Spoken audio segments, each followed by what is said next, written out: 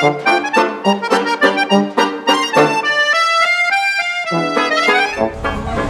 danser, Julie Larousse, toi dont les baisers. Hi, I'm David Brazzeal. I'm here in Paris, right near the Bastille, at a little cafe. Wish you could be here to share coffee with me, but since you're not, I thought I would share with you what I call a prayer recipe from my book, Pray Like a Gourmet, Creative Ways to Feed Your Soul. And so this one would come from the praise chapter. And it's really my go-to one. It's my favorite one. It just works for me. Sometimes I wake up and I just tell God, look, I'm not very spiritual today. I don't feel good. This is just not going to be a very good experience. It's just not going to work. But I'm going to do my best. And when I use this little idea, it takes me from that kind of attitude into just wow, that awesomeness. Something clicks. And it's pretty simple.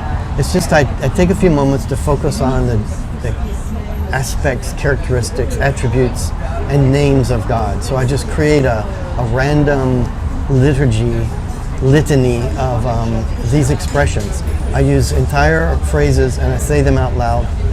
And I want my soul to hear them, and I want God to hear them. So it could go something like this. God, you're wonderful. Lord, you're beautiful. You're kind. Jesus, you're the good shepherd.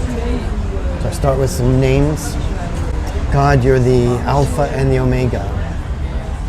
You're the wonderful counselor. So I just do these, and what I find is I do a few and then there's a pause because I've kind of exhausted the easy ones to remember.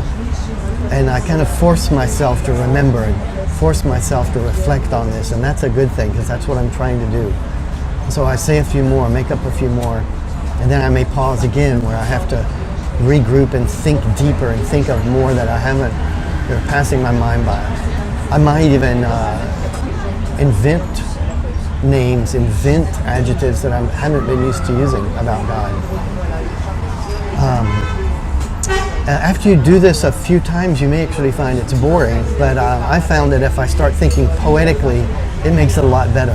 Poetically meaning not rhyming so much, but alliteration. So would be one idea. So like God, you are good, you are grand, you are glorious, you are generous. All those started with G.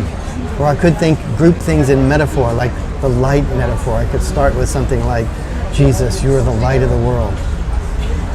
God, you're the sunrise on high. Lord, you're the bright and morning star.